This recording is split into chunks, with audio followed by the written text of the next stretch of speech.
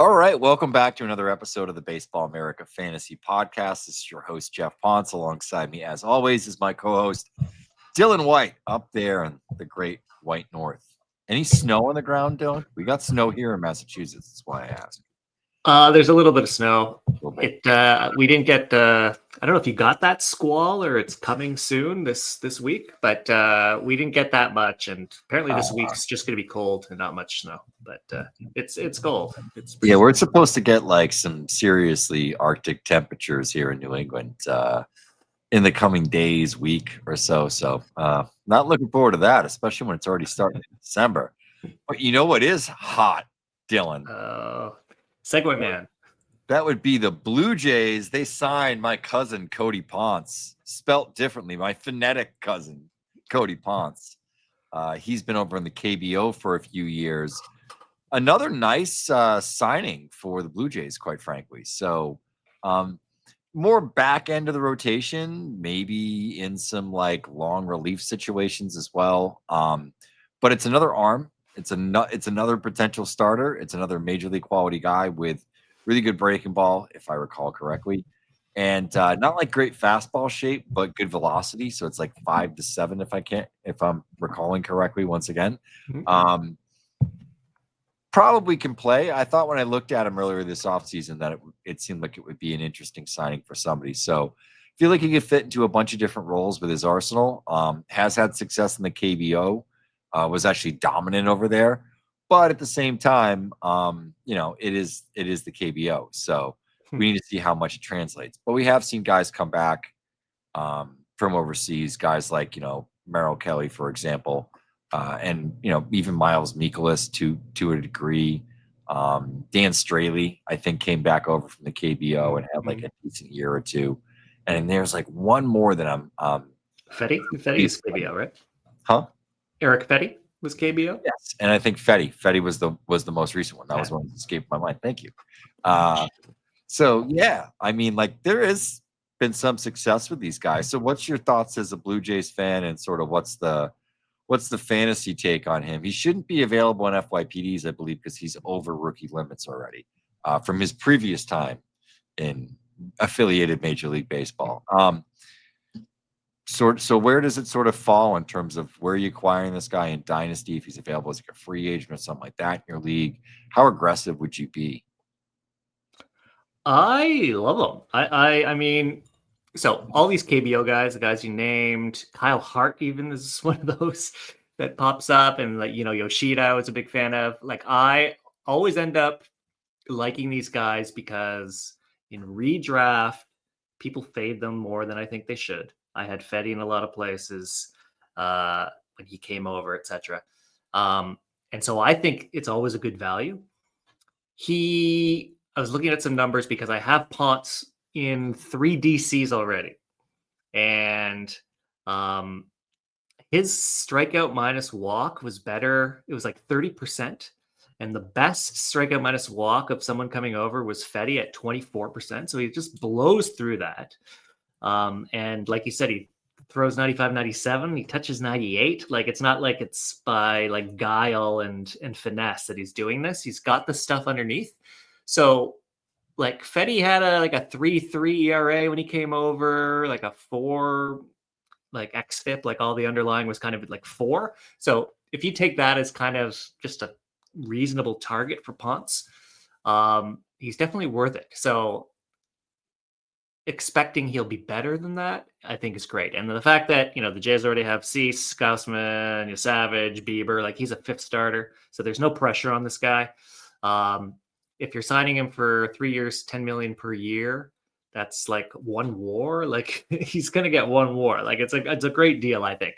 So also showing that, the Jays are willing to spend all that stuff. So I like him a lot. So I would take him if he's in FYPD. I take him in the first round for sure. I'm usually in the back of the first of FYPD drafts just because I usually finish near the top. So if he was available, definitely I'd pick him up. If he's not available because of he's not in FYPDs. But I mean, like the way my FYPDs are is you can take anyone that's available. Like you can take major leaguers that are like in the pool that weren't picked up at the end of the year. So I would still pick him in the first round for sure. I would pick him in the first half of the first round. because I think there's some upside there. So I can see like if you just do the translations of KBO to Major League, like his ERA is like going to be like 3.5, like something ridiculous. Like it's actually so good because he kind of breaks the model. So if that's a possibility, then I think it's worth taking. So I like it. He's 29, I think, or like he's not like 35. So I think that it's a good signing. So I think all in all, as you can take from this, I like him a lot. There you go. Happy Jays fan, Dylan White here. But yeah, I think, it's kind of like hitting right in the middle of like two Venn diagrams, like in terms of Jays fandom and import fandom. You generally, as you said, like the NPB players as well as the KBO players. So there you go.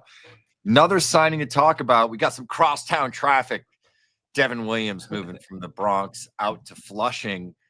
He moves to the Mets. We'll see what this means for that bullpen, but an interesting move nonetheless. So what's your read here on the Devin Williams news? I like it. I mean, there's reports immediately that the Mets, that doesn't mean their Mets aren't going to re-sign Edwin Diaz. Definitely makes it easier if they don't for them and their fan base.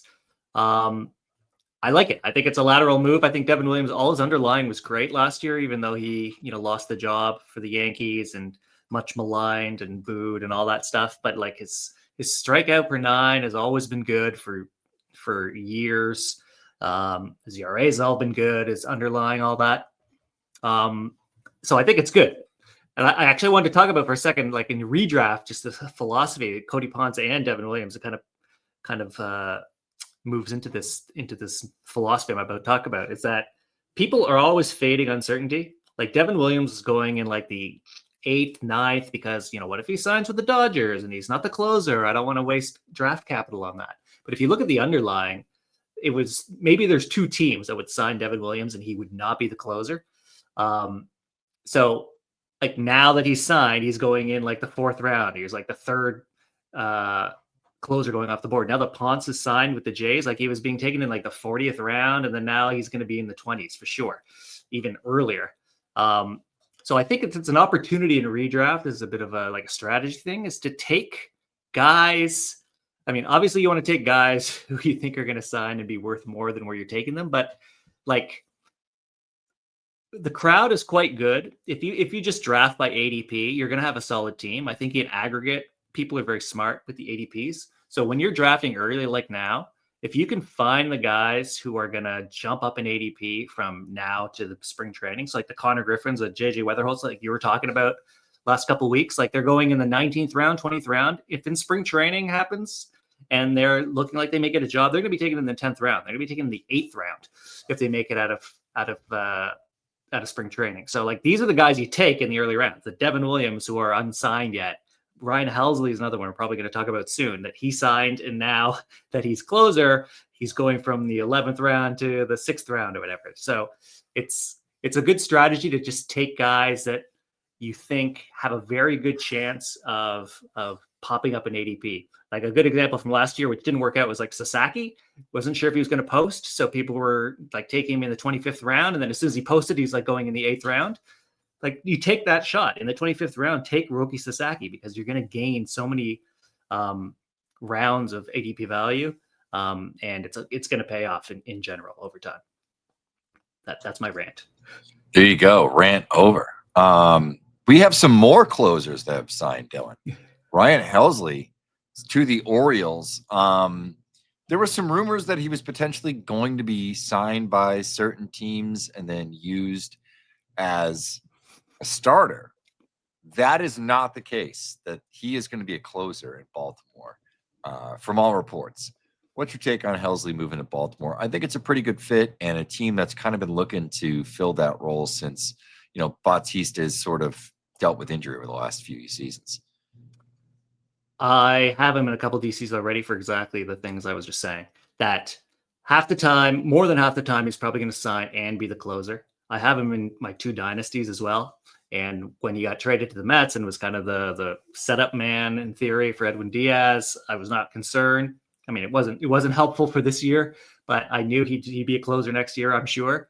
So I have him in a bunch of places, because if you miss the first sure thing closers like Andres Munoz, Mason Miller, maybe. Cade Smith apparently is considered a sure thing. It's kind of a crapshoot. So these are guys, Devin Williams, Ryan Hesley, who have a pretty good shot of probably being a sure thing closer in a couple weeks when they sign. So I have Hesley in a bunch of spots. So I like it. I think the Andrew Kittredge trade was a bit of a trap for people when he went to the Orioles from the Cubs. And people thought, oh, here we go. Here's the closer because Bautista's out. It's not going to be Keegan Aiken. Andrew Kittredge is the guy. Obviously, that was a trap. Those people who jumped him at ADP have lost out because Ryan Hesley's now the closer. So I think he's a sure thing. His fastball was hit hard last year, and there's some underlying things that are a bit concerning, but it's still like basically 100 miles an hour. The stuff plus have always been good for it. Good slider too. I think he'll be a solid 20 plus save guy, and that's kind of all you want to be guaranteed.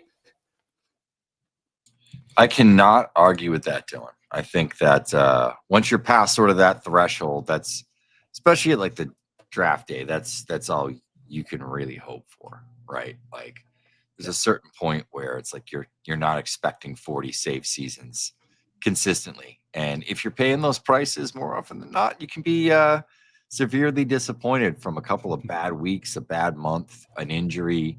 A lot can go wrong for closers. And we talked about this, I think, when we released the 500, just in terms of how we sort of view closers from a dynasty perspective. That it's very short sort of viewed, short-sighted with all those guys. But interesting stuff nonetheless. All right, we're going to get into third baseman, dynasty third baseman. That was the rankings that were out on the site this week. We're going to talk a little bit about the top 10, maybe a couple names that we really like. But first, we're going to take a quick break. We'll be right back. KP, the website is chubbyshorts.com. The brand is Chubby's, but it's not just shorts. Yeah, don't be fooled by the website's name. This is a one-stop shop for all things that I love.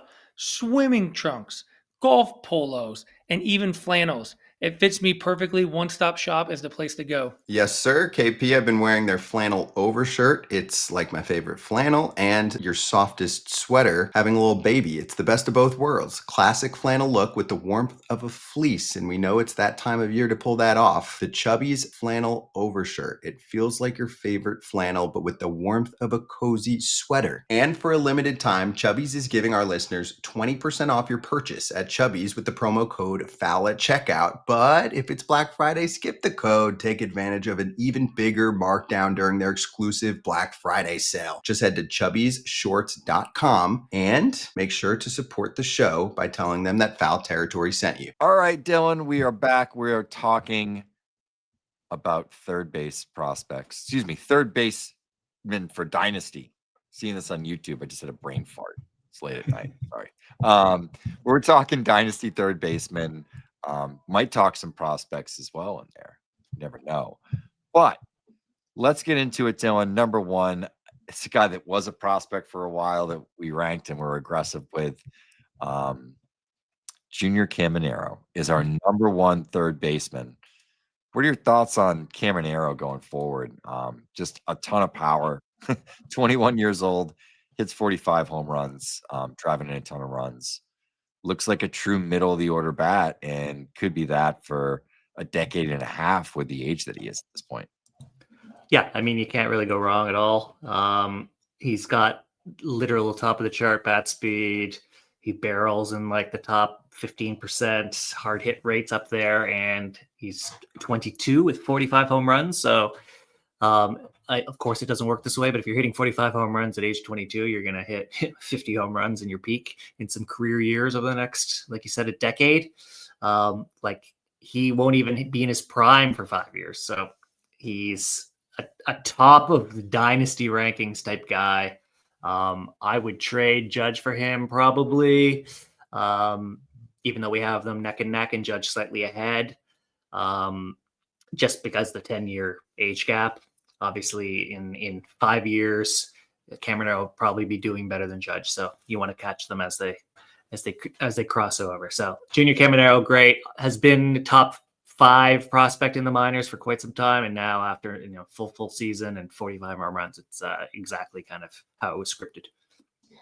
Yeah, and even though number 2, Jose Ramirez, is obviously quite a bit older at this point, just keeps on staying really productive. How many more years do you think he has of this level of production? Or do you sort of anticipate the steals and the power maybe ticking down a little bit over the next couple of years? I do think that it's sort of Caminero, Ramirez, and then we can talk about Jazz. We talked about last week, Manny Machado, and some of those other guys. But I almost feel like there's like even clear tiers within like the top 3 or 4, where I almost feel like you'd line up 10 dynasty managers, and they might actually line these 4 guys up exactly like this each and every time.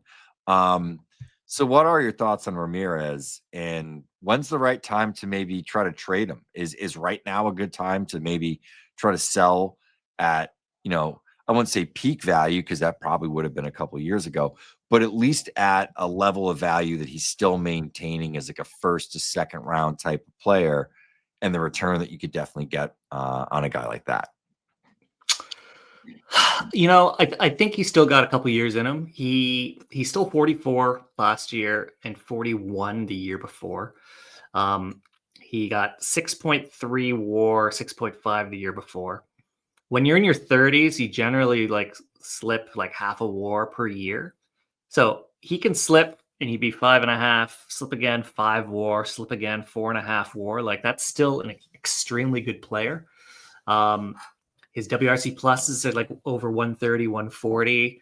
Like that's going to, you drop it, 5%, even 10%, you're still going to be an above average hitter for 3 years. So I think in a 3-year window, I think he's still going to be extremely valuable. I think he's still going to be, a top third base, a top hitter, to be honest. Maybe he won't steal as much, but I just, from watching Jose Ramirez and me having him in a couple places for a while, he likes to steal and he likes to, like, he's kind of flashy that way and he wants to keep those numbers up. So like he would, I can't speak to his mindset, but like out of like stubbornness, he would want to steal and be a 30-30 guy for a long time. That's something that you'd want. That's what it seems like. So I think I could see him being 30-30 or thereabouts for the next 3 years. At that point, maybe get out from underneath him.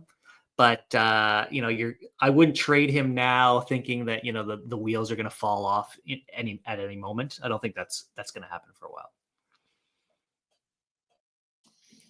Yeah, good answer. I just, I feel like it's kind of an interesting question because he is getting a little bit older and you're still getting 30-30 seasons, right? So, and there is some element, I think, of knowing when to sort of sell with your stars in Dynasty. And it looks like sometimes you're packing it in when in reality, by August of the next year, it can look like a really savvy move. We talked about Jazz a lot last week. I wouldn't put him in the Ramirez tier at this point. Couple more 30-30 seasons, perhaps he is there. Certainly don't put him in the Caminero camp, just in terms of how much he can produce in terms of power. But I would have him above Manny Machado, Jordan Westberg, Austin Riley, Matt Shaw. And I really think it drops off heavily after Riley. I wouldn't put Matt Shaw even in the same conversation as some of those guys in terms of the production.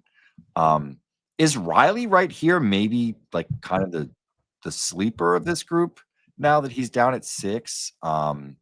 Especially if they have, Acuna back for a full season, sort of the gang's back together. He's healthy. Is there a chance he kind of bounces back in a big way in 2026? I don't think it's possible, no? I mean, it's definitely possible. He's been excellent for a long time, and he's still, I think he's 29 now, 30, 20. He's heading into his age 29 season, so he's not old. He had, I'm just looking at it now, in 2021, 33 home runs, 2022, 38 home runs, 2023, 37 home runs, hit above 273 in all those seasons, had an OBP above 345 in all those seasons. So he's not that far away from it. What happened was like 2024 was kind of a lost season for the Braves. And I at least kind of just felt, okay, so 2025 is going to be the season. Acuna is going to come back and Albies is going to bounce back and Michael Harris is going to bounce back and Matt Olson's going to bounce back. And it was even worse for Riley.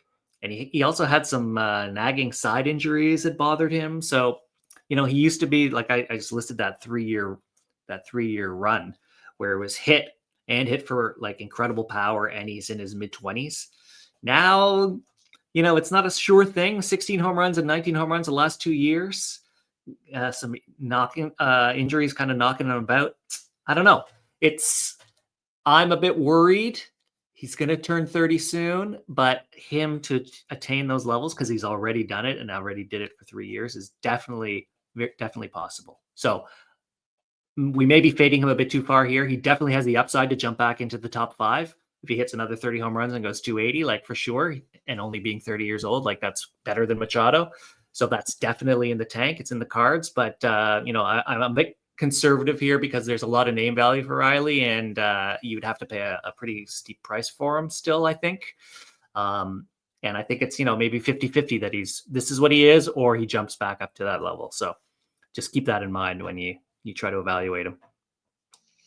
Yeah, I kind of wonder if the price is going to be cheap enough at this point, because he's had a few of those seasons, and maybe the shine's off the Braves hitters a little bit, that he's going to be a much more obtainable player. Like, he's the access that you're going to be able to have after, later, a little bit later in drafts than you would have a few years ago, with the ability to sort of hit 30 home runs, with a ton of RBIs and a good batting average. I still don't think it's outrageous to think he could bounce back from that. Definitely not. But his strikeout rate has gone up from like the last 3 years, 24% up to 29%. And the walk rate has dropped from 8% down to 6% over the last 3 years. So he's kind of heading in the wrong direction. But I like I said, he could easily be 35 home run guy, 280 batting average. And so, maybe just point out to the guy you're trying to trade him from that, hey, the strikeout rate and the walk rate are going the wrong direction. Yeah, that's what my point is I don't think you have to like pay through the nose for it at this point, where a guy at 29 years old having a good, healthy offseason and figuring out where he needs to be again with his swing, and getting a little batted ball luck, I don't think is impossible. But he had a fair amount of that last year at a 337 BABIP. So that's not a problem. But yeah, I don't know. I think these are it's like Kyle Schwarber. Kyle Schwarber was DFA'd and forgotten about, right? Like, those guys that have power like this, that show it in their 20s, those are the guys that I think can potentially bounce back. And when the price tag drops, that's more what my argument is. He's going to be my target anyway, so you can read that on the site today. The rest of the top 10 is really uninspiring. Matt Shaw, Maikel Garcia, Alex Bregman, Royce Lewis. I got to be honest, Dylan. Maybe Garcia. I could roster Garcia. I really don't want any part of Shaw, Bregman, or Lewis at this point. I'd almost give me Addison Barger. Yeah. I like it. I had Garcia as the guy to target. My rationale was he's got elite bat to ball skills, and he plays very good defense. So his floor is high. He hit 4th or higher in the batting lineup for like the last third of the season. It's a good lineup. Vinny Pasquantino, Sal, Bobby Witt, Carter Jensen on the horizon. Jack maybe will put it together. So he should get runs. So he's got a high floor. He's going to get playing time, and he's going to get runs. And I think my rationale in the article you could read is that people are a bit skeptical. There's probably going to be regression because he had a career year in home runs, like 18 home runs and a bunch of stolen bases. And so people are thinking it's a one-off, he's going to regress. And so people are skeptical, which is probably true. There's a very good chance he'll regress. But if he does the same thing again, if he hits 15 home runs and steals 30 bases and is hitting at the top of the order, he's going to be worth a lot in Dynasty, because it's now 2 years that he's done it. He's still quite young, and he's in that lineup I talked about with the high floor and the good skills that don't age very well, or that age very well, that don't fall off as you age. So he's going to be extremely good. There's a high outcome, a non-trivial outcome, where he will be extremely valuable in Dynasty. He's also at third base.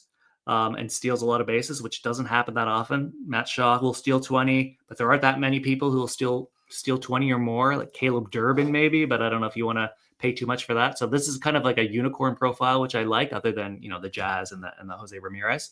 So I like those guys that are kind of not really the guys you expect in at third base, like Barger, a lot of home runs, but no power. And maybe not the great, or a lot of home runs, no speed, and an okay batting average, but you're going to get the same from Isaac Paredes, Mark Vientos, like all these guys that are in that area. They're all kind of the same profile. And these guys like Michael Garcia, who are kind of a different profile, I like. So all that to say is there's a chance that he will duplicate what he did or come close enough to what he did that his value is going to be extremely good because he's still very young. And his floor is so high anyway that his worst case outcome is still going to be reasonable. Yeah. I definitely put you to sleep. I'm sorry about that. No, you didn't put me to sleep at all. No. I've been writing handbook chapters nonstop for days and Rule 5 draft stuff. So a little out there. A little high on my Rule 5 draft gas. I don't know. There's some cheap power, I think, kind of lurking in third base. It's just, it's a Russian roulette, like after 10, where it's like, I don't know, Paredes could have a really nice season. Barger could have a really nice season. Mark Vientos could hit 35 home runs, like if he had enough playing time. Suarez could end up in a good place and hit a bunch of home runs. Even Noelvi Marte had a really nice bounce back season last year. Matt Chapman from year to year can be really good for half a season, right? Yeah. Where that falls apart. Jordan Lawler is kind of like a mystery box. Like we don't necessarily know. Brett Beatty was better last year than he had been. Like there's a lot of guys here where I think you can look really negatively or really, really optimistically. But there are no guarantees whatsoever. That it almost makes the two Japanese players in Murakami and Akamoto maybe potentially more interesting than a lot of these guys ranked ahead of them.